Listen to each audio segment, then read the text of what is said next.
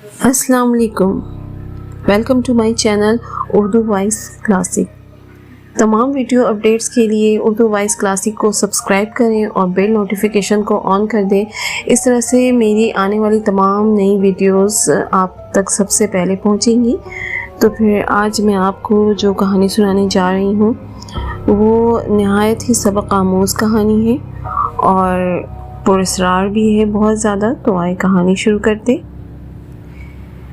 میں ایک lady doctor ہوں اور ایک میٹرنیٹی ہوم میں نوکری کرتی ہوں۔ ہماری یہ ذمہ داری ہوتی ہے کہ خواتین کی مناسب دیکھ بھال کریں اور ڈلیوری ہو جانے پر ماں اور بچہ دونوں خیریت سے اپنے گھر چلے جائیں۔ انتہائی دیکھ بھال کے باوجود کبھی کبھار کوئی کیس بگڑ بھی جاتا ہے جسے ہم بڑے ہسپتال ٹرانسفر کرنا پڑ جاتا ہے۔ کیس بگڑنے میں زیادہ تر خواتین ہی کا قصور ہوتا ہے کہ وہ ڈاکٹر کی ہدایت پر مکمل عمل نہیں کرتی، دوائیاں پابندی سے نہیں لیتی، غذا پر کچھ خاص توجہ نہ ہونے پر کیس کو بگڑنا ہی ہوتا ہے۔ ہم خواتین کو ڈراتے بھی ہیں تاکہ وہ اپنے اوپر دھیان دیں۔ اچھی غذا سے خون کی کمی نہیں ہوتی۔ اس روز ہسپتال میں کوئی کیس نہیں آیا تھا۔ میں اپنی ڈیوٹی پر تھی۔ فارغ بیٹھنے کی وجہ سے وقت تھا کہ گزرنے کا نام ہی نہیں لے رہا تھا۔ اس لیے وقت گزاری کے لیے میں نے اپنا پسندیدہ ڈائجسٹ اٹھایا اور پڑھنے لگی۔ گرمیوں کے دن تھے، میں کھڑکی کے پاس بیٹھی تھی اور مجھے ٹھنڈی ٹھنڈی ہوا کے جھونکے لگ رہے تھے۔ حیدرآباد کی یہی خاص بات ہے کہ یہاں دن کتنا ہی گرم کیوں نہ ہو، رات ٹھنڈی ہوتی ہے۔ اس لیے اس شہر میں گرمیوں میں چھت پر سونے کا رواج عام ہے۔ میں دوسری منزل پر تھی لیکن کھڑکی سے سڑک کا منظر صاف دکھائی دے رہا تھا۔ سڑک پر سناٹے کا راج تھا۔ گھنٹہ آدھا گھنٹہ گزرنے پر کوئی گاڑی یا رکشہ وغیرہ گزرتا نظر آ جاتا تھا اور میں خود کو بیدار رکھنے کی بھرپور کوشش کر رہی تھی۔ اچانک ایک رکشہ اسپتال کے گیٹ پر آ کر رکا۔ ایک پولیس والا کسی عورت کو سہارا دیتا ہوا گیٹ سے اندر داخل ہوا۔ عورت کو دیکھتے ہی میں سمجھ گئی ڈلیوری کیس ہے۔ کچھ دیر میں اسپتال میں اپنی انٹری کی خانہ پوری کرا کر وہ کانسٹیبل عورت کو اوپر لے آیا۔ عورت بڑی تکلیف میں دکھائی دے رہی تھی۔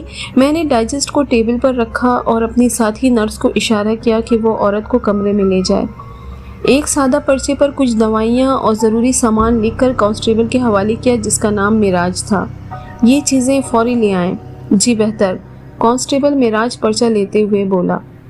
اسپتال کے گیٹ کے پاس ہی میڈیکل اسٹور تھا، وہ سامان جلدی سے لے آیا۔ اس عورت کا نام روبینہ تھا۔ وہ پسینے میں نہائی ہوئی اور سخت تکلیف میں دکھائی دے رہی تھی۔ میں نے اپنے فرائض انجام دینا شروع کر دیے۔ پھر ایک گھنٹے بعد میرے ہاتھوں میں ایک عجیب و غریب بچہ تھا۔ ایسا بچہ میں نے زندگی میں کبھی نہیں دیکھا تھا۔ اس کی دو آنکھوں کے بجائے ایک آنکھ ماتھے پر تھی، بیچ سر میں ایک چھوٹا سا سینگ ابھرا ہوا تھا۔ وہ مجھے دیکھ کر ایسے مسکرایا تھا جیسے کوئی سمجھدار بچہ ہو۔ حیرت انگیز طور پر وہ ذرا بھی نہیں رویا تھا۔ مجھے حیران و پریشان دیکھ کر اس نے زوردار قہقہا لگایا۔ میں سمجھی کہ کوئی نرس ہنسی ہے۔ میں نے اپنی ساتھی دونوں نرسوں کو دیکھا، وہ بھی حیرانی سے بچے کو دیکھ رہی تھی۔ ان کا قہقہا لگانے کا سوال ہی پیدا نہیں ہوتا تھا۔ پھر بھی میں نے ان سے پوچھا، یہ قہقہا کس نے لگایا تھا؟ اسی بچے نے لگایا ہے، نرس شہلا نے گھبراتے ہوئے کہا۔ یہ کیسا بچہ ہے؟ نرس شگفتہ نے کہا۔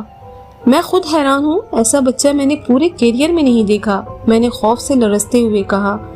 اکثر ہمارے پاس ایسے کیسز ہوتے رہتے ہیں جن میں کسی بچے کی ٹانگیں جڑی ہوتی ہیں، کسی بچے کے دو دھڑ ہوتے ہیں، کسی بچے کے ہاتھ جسم سے جڑے ہوتے ہیں۔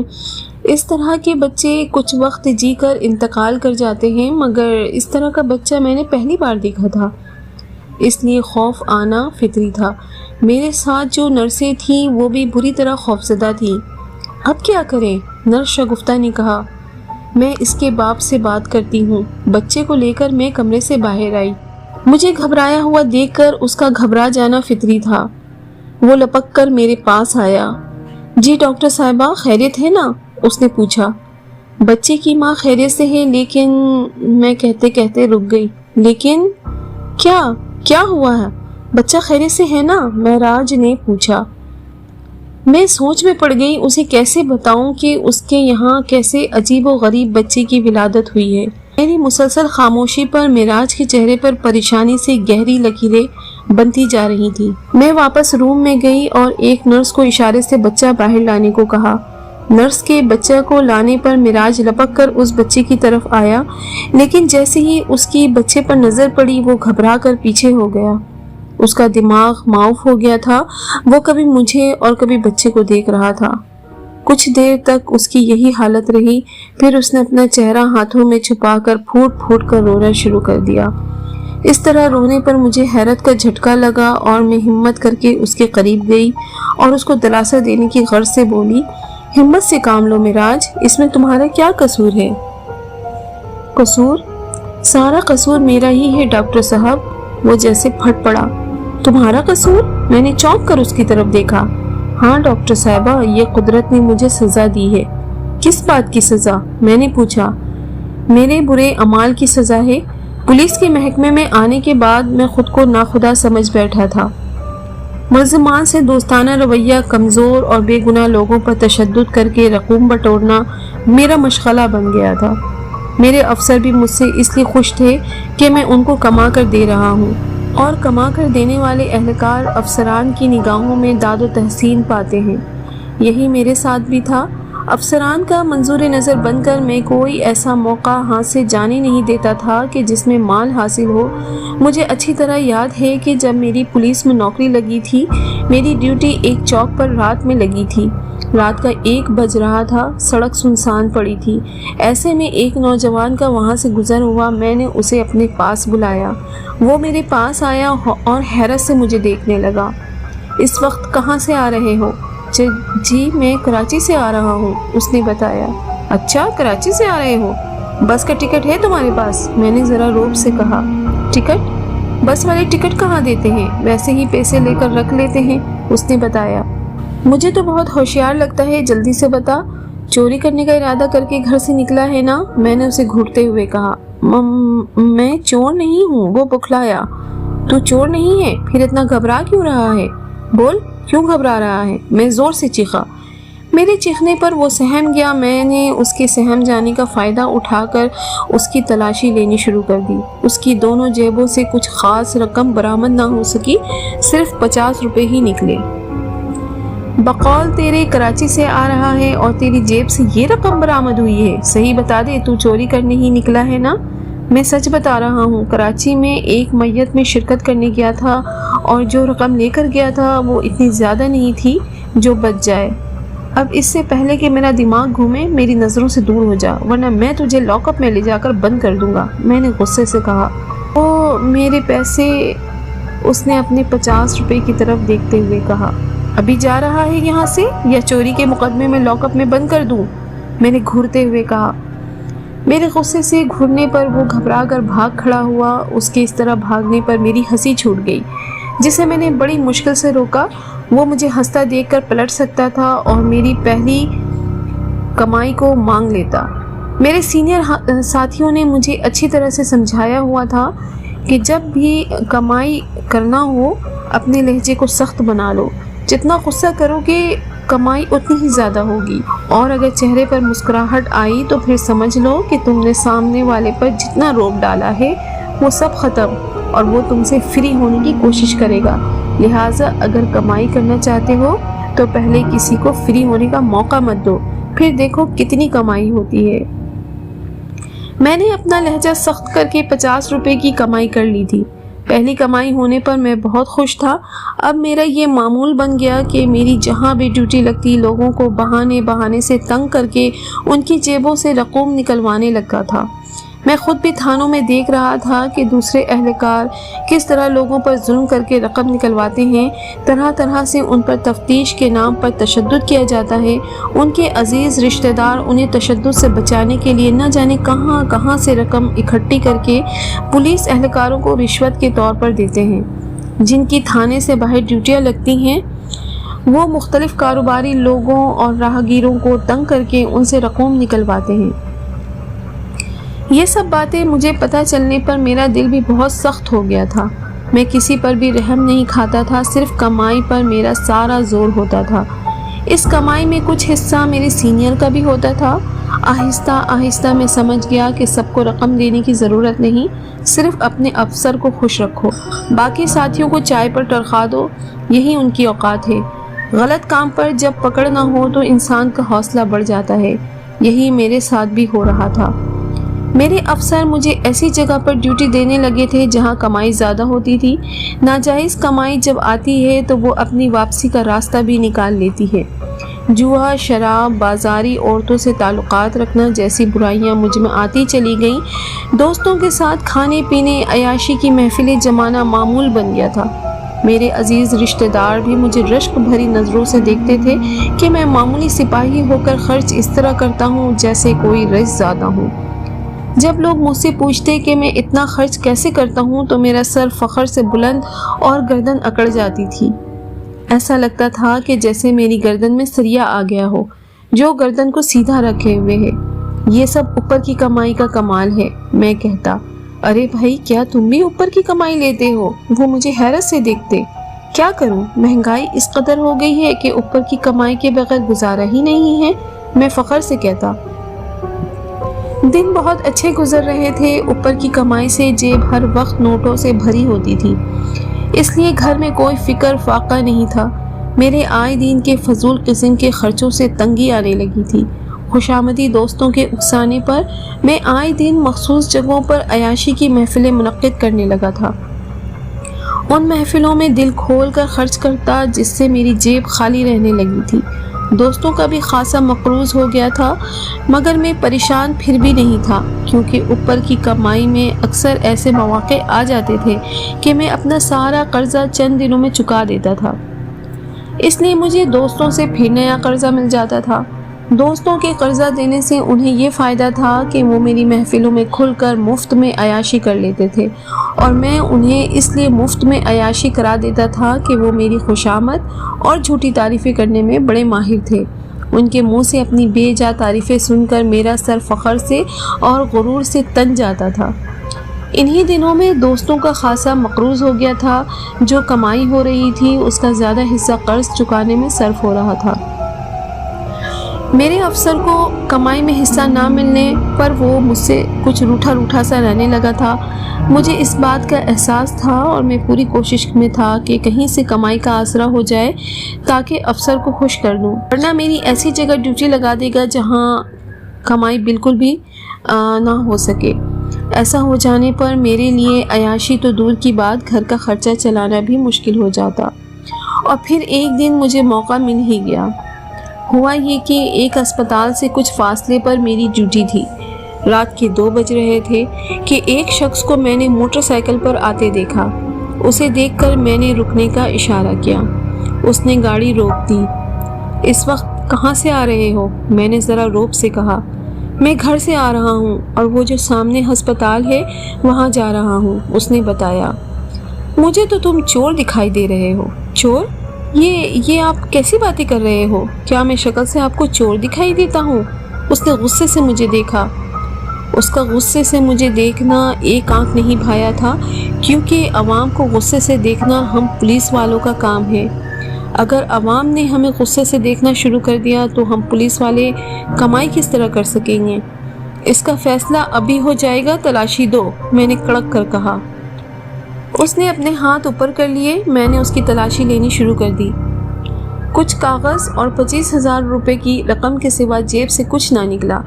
کہاں سے یہ رقم لے کر آ رہے ہو؟ کسی کو لوٹا ہے تم نے؟ میں نے تیز آواز میں کہا۔ میں نے کسی کو نہیں لوٹا، وہ بولا۔ پھر اتنی رقم رات گئے جیب میں ڈال کر کیسے گھوم رہے ہو؟ میں نے طنز کیا۔ یہ رقم میں اپنے دوست کاشف سے ادھار لے کر آیا ہوں۔ میری بیوی کی آپریشن سے ڈلیوری ہونے والی ہے۔ اگر میری بیوی کا بروقت آپریشن نہ ہوا تو پیدا ہونے والے بچے اور بیوی دونوں کی جان کو خطرہ ہے۔ کہانیاں گھڑ لینے میں تم چور اچکوں کا بھی جواب نہیں ہے۔ میں نے اپنے ہاتھوں میں 25,000 کی رقم کو للچائی نظروں سے دیکھا۔ اس رقم میں سے کچھ رقم میرے اپنے افسر کو دے دینے سے اس کی ناراضگی دور کر دینے کے لیے کافی تھی۔ نہیں، میں چور نہیں ہوں، وہ بولا۔ اچھا، اب تم مجھے بتاؤ گے کہ تم چور نہیں ہو؟ میرا اندازہ بالکل غلط ہے۔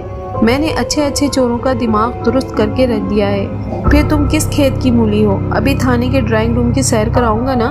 تو پھر تم سب کچھ فر بولنے لگو گے کہ یہ رقم تم کہاں سے چرا کر لائے ہو۔ میں نے کہا میرا یقین کریں میں سچ بول رہا ہوں، میری بیوی کی طبیعت بہت خراب ہے، مجھے یہ رقم فوری طور پر اسپتال میں جمع کرانی ہے۔ وہ گڑ گڑایا۔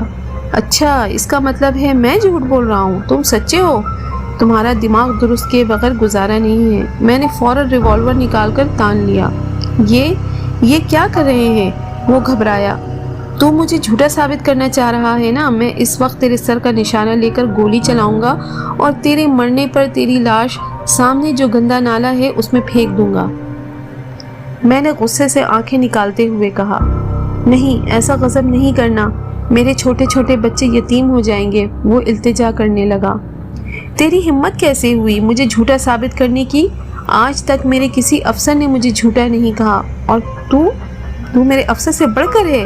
مجھ سے غلطی ہو گئی، مجھے جانے دے، میری بیوی اسپتال میں میرا انتظار کر رہی ہوگی۔ جاؤ اپنی بیوی کے پاس چلے جاؤ، اور یہ بات ذہن میں رکھنا، آئندہ کبھی کسی پولیس والے کو جھوٹا ثابت کرنے کی کوشش نہ کرنا، ورنہ میں تمہیں چھوڑ رہا ہوں لیکن دوسرا پولیس والا تمہیں زندہ نہیں چھوڑے گا۔ میں نے ایسے کہا جیسے اس پر احسان کر رہا ہوں۔ جی وہ میرے پیسے؟ اتنی بدتمیزی کرنے پر پیسے لینے کی توقع رکھتا ہے؟ زندہ رہنے کے لیے چپ چاپ چلا جا اور پیسوں کو بھول جا۔ نہیں، ایسا ظلم نہ کریں، میں یہ بڑی مشکل سے پیسے لے کر آیا ہوں کہیں اور سے، اتنی جلدی پیسے ملنے کی امید بھی نہیں ہے۔ وہ میرے پاؤں میں پڑ گیا اور گڑ گڑانے لگا۔ اس کے گڑ گڑانے سے مجھے یہ سمجھنے میں آسانی ہو گئی تھی کہ وہ اثر و رسوخ رکھنے والا شخص نہیں ہے، ورنہ وہ مجھے دھمکیاں دینے لگتا یا میری اوپر شکایت کر کے اپنی رقم وصول کر لیتا۔ اس پر مجھے بہت ترس آ رہا تھا، لیکن میں مجبور تھا، مجھے بھی رقم کی اشد ضرورت تھی۔ میں کسی بھی طرح سے یہ آئی رقم اسے لوٹانا نہیں چاہتا تھا۔ میں نے اسے اپنے پاؤں پر پڑتا دیکھ کر اسے زور سے ٹھوکر ماری۔ وہ پیچھے کی طرف الٹ گیا۔ ریوالور کا رخ میں نے پھر اس کی طرف کر دیا۔ میں ابھی فائر کھولنے ہی والا تھا کہ وہ سمجھ گیا کہ میں کیا کرنے کا ارادہ رکھتا ہوں، اس لیے وہ چلایا، خدا کے لیے گولی نہیں چلانا۔ نہیں، گولی چلانی پڑے گی، تو اس طرح باز نہیں آئے گا۔ میں نے غصے سے کہا میں چلا جاتا، اگر میری بیوی کی زندگی ہوتی تو وہ ضرور بچ جائے گی، اور اگر اس کی زندگی نہیں ہوئی تو وہ مر جائے گی۔ اس نے اپنی آنکھوں سے بہتے آنسوؤں کو صاف کرتے ہوئے کہا اب آئے نا اپنی اوقات میں، موت کے سامنے اچھے اچھے لوگ سنبھل جاتے ہیں، تو بھی انہی لوگوں میں سے ہے۔ میں نے مسکراتے ہوئے کہا۔ مجھے اس وقت دل ہی دل میں بڑی خوشی ہو رہی تھی، کیونکہ اسے مارنے کی ایکٹنگ کام میں آ گئی تھی۔ میں نے سنا تھا رات میں پولیس والے عوام کو لوٹ لیتے ہیں، مزاحمت کرنے پر گولی مار کر ہلاک کرنے سے دریغ نہیں کرتے۔ آج میں نے اس کا ثبوت اپنی آنکھوں سے دیکھ لیا۔ یہ کہتے ہوئے وہ اپنی گاڑی سٹارٹ کر کے چلا گیا۔ 25,000 کی رقم جیب میں آ جانے پر میں بہت خوش تھا اور سوچ رہا تھا کہ جلدی سے ڈیوٹی کا وقت ختم ہو اور میں گھر جاؤں۔ 2 گھنٹے میں نے بڑی بے چینی میں گزارے۔ اپنے ساتھی کے آنے پر میں اپنی ڈھیلی پینٹ کو درست کرتے ہوئے گھر کو روانہ ہو گیا۔ جب میں اسپتال کے پاس سے گزرا، وہاں میں نے ایک ایمبولینس کے پاس خواتین کو روتے ہوئے دیکھا۔ وہ بری طرح رو رہی تھیں۔ اسپتال کے وارڈ بوائے کسی خاتون کو اسٹریچر پر اٹھا کر ایمبولینس کی طرف لے کر آ رہے تھے۔ ان کے ساتھ وہ بھی شخص تھا جس سے میں نے 25,000 کی رقم لوٹی تھی۔ اسے دیکھ کر میرا وہاں رکنا مشکل ہو گیا اور میں تیز تیز قدم بڑھاتا ہوا آگے بڑھ گیا۔ مجھے خطرہ تھا کہ ان عورتوں کو پتہ چلنے پر ان کا سارا غصہ مجھ پر آ سکتا تھا۔ شام گئے، جب میری ڈیوٹی پر واپسی ہوئی، میں سخت خوفزدہ تھا۔ رات جس بہرحمی کا میں نے مظاہرہ کیا تھا، یہ سچ ہے کہ پولیس کانسٹیبل بن جانے پر ہم لوگوں میں تکبر بہت زیادہ بڑھ جاتا ہے۔ انسان کو انسان نہیں سمجھتے، ان سے رویہ ایسا ہو جاتا ہے جیسے وہ کوئی حقیر سی شے ہو۔ اپنے افسران کے سامنے ہم ایسے بن جاتے ہیں جیسے معمولی سے چوہے ہوں۔ میں اپنے افسر کا سامنا کرتے ہوئے ڈر رہا تھا کہ کہیں اس شخص نے رات کے واقعے کی شکایت نہ کر دی ہو۔ میرے اس اقدام سے ایک حاملہ عورت کی ہلاکت ہو گئی تھی۔ وہ بروقت ہسپتال میں پیسے جمع کرا دیتا تو شاید اس کی بیوی ہلاک نہ ہوتی۔ ڈر اور خوف کی حالت میں جب میں اپنے افسر کے سامنے گیا، وہ مجھے حیرت سے دیکھنے لگا۔ کیا بات ہے معراج، آج بڑے گھبرائے ہوئے ہو؟ طبیعت وغیرہ ٹھیک ہے نا؟ ہاں طبیعت ٹھیک ہے، یہ کہتے ہوئے میں نے 25,000 کی رقم اپنے افسر کے سامنے رکھ دی۔ وہ اتنی زیادہ رقم دیکھ کر چونکا۔ میں نے رات کا واقعہ بیان کر کے جب اپنے ڈر اور خوف کا ذکر کیا، میرے افسر نے زوردار قہقہا لگایا۔ پولیس والے ہو کر ڈرتے ہو؟ تم کیسے پولیس ہو؟ شیر بنو شیر۔ میں نے پہلے کبھی ایسا نہیں کیا ہے نا، اس لیے ڈر رہا ہوں، میں نے کہا۔ میں تمہاری ڈیوٹی آج کہیں اور لگا دیتا ہوں، اور کچھ معاملہ ہوا بھی تو میں سنبھال لوں گا۔ تمہیں کسی بھی قسم کی فکر کرنے کی ضرورت نہیں ہے۔ افسر نے 25,000 کی رقم میں سے اپنا حصہ نکال کر رکھ لیا۔ میں جب تھانے سے جانے لگا تو ایک بار پھر افسر نے میرے کندھے پر زور سے تھپکی دی۔ پولیس والے ہو، ڈرنے کی ضرورت نہیں ہے۔ اسی طرح کے نہ جانے کتنے واقعات آئے دن ہوتے رہتے ہیں، لیکن کوئی شکایت کرنے اس لیے نہیں آتا کہ انہیں پتہ ہوتا ہے کہ ان کی شکایت کا کوئی ازالہ نہیں ہوگا۔ پولیس والے ہو، ڈرنے کی ضرورت نہیں ہے۔ اس طرح کے نہ جانے کتنے واقعات آئے دن ہوتے رہتے ہیں، لیکن کوئی شکایت کرنے اس لیے نہیں آتا کہ انہیں پتہ ہوتا ہے کہ ان کی شکایت کا کوئی ازالہ نہیں ہوگا، بلکہ وہ نئے عذاب میں مبتلا ہو جائیں گے۔ میرے افسر نے سچ ہی کہا تھا، واقعی وہ شخص میری شکایت کرنے نہیں پہنچا، اس نے صبر کر لیا تھا۔ اس کے نہ آنے پر میں بھی مطمئن ہو گیا تھا اور اپنی کارروائیوں کو ختم کرنے کے بجائے جاری رکھا۔ 1 سال گزرنے پر میری بیوی کے بچے کی ولادت ہوئی۔ میں بچے کو دیکھ کر ڈر گیا۔ وہ بچہ ہو بہو ایسا ہی تھا، چند گھنٹے جی کر مر گیا۔ میں نے اس بات کا زیادہ نوٹس نہ لیا۔ جب دوسرا اور تیسرا بچہ بھی ایسا ہوا تو مجھے زبردست جھٹکا لگا اور میں نے اس شخص کی تلاش شروع کر دی، کیونکہ مجھے اب یہ احساس ہو چلا تھا کہ اس شخص نے مجھے بد دعا دی ہے، جبھی میرے گھر کے ایسے بچوں کی ولادت ہو رہی ہے۔ میں اس شخص سے اپنے کیے کی معافی مانگنا چاہتا تھا۔ اسپتال سے اس شخص کا پتہ مجھے مل گیا اور یہ بھی معلومات ملی تھی کہ آپریشن میں تاخیر سے ہی اس شخص کا، جس کا نام منور علی ہے، اس کی بیوی کا انتقال ہوا تھا۔ میں اس پتے پر پہنچا، وہ وہاں کرائے کے مکان میں رہتا تھا اور اب وہ بیوی کے انتقال ہو جانے پر کرائے کا مکان خالی کر گیا تھا۔ کہاں گیا کسی کو کوئی خبر نہ تھی۔ میں اس شخص سے اپنے کیے کی معافی مانگنا چاہتا ہوں۔ میں نے اس کا دل دکھایا تھا، جس کی مجھے یہ سزا مل رہی ہے کہ میرے ایسے بچے پیدا ہو رہے ہیں اور چند گھنٹے جی کر مر جاتے ہیں۔ یہ بچہ بھی دیکھ لینا، چند گھنٹے سے زیادہ جی نہ سکے گا۔ کاش وہ شخص منور علی مل جاتا، میں اس کے پاؤں میں پڑ جاؤں گا۔ وہ جب تک مجھے معاف نہیں کرے گا، میں اس کے پاؤں سے لپٹا رہوں گا۔ وہ چاہے مجھے کتنی ہی ٹھوکریں کیوں نہ مارے، میں خوشی خوشی سہ لوں گا، لیکن جب تک وہ مجھے معاف نہیں کرے گا، میں اس کے قدموں سے دور نہیں ہوں گا۔ یہ کہتے ہوئے وہ پھوٹ پھوٹ کر بچوں کی طرح رونے لگا۔ میری سمجھ میں خود نہیں آ رہا تھا کہ میں اسے تسلی دوں یا اسے احساس دلاؤں کہ تم بہت ظالم انسان ہو۔ نہ جانے کتنے اور ایسے لوگ ہوں گے جو اس کے ظلم کا شکار ہوئے ہوں گے، جن کے بارے میں اسے پتہ بھی نہیں ہے۔ منور علی کے بارے میں ہی معراج کو معلوم ہے، اس لیے اسے ڈھونڈ کر معافی مانگنا چاہتا ہے۔ کانسٹیبل معراج نے بالکل درست کہا تھا، وہ بچہ چند گھنٹے جی کر مر گیا تھا اور میں اس مردہ بچے کو دیکھتے ہوئے سوچ رہی تھی، نہ جانے کانسٹیبل معراج کی یہ سزا کب ختم ہوگی۔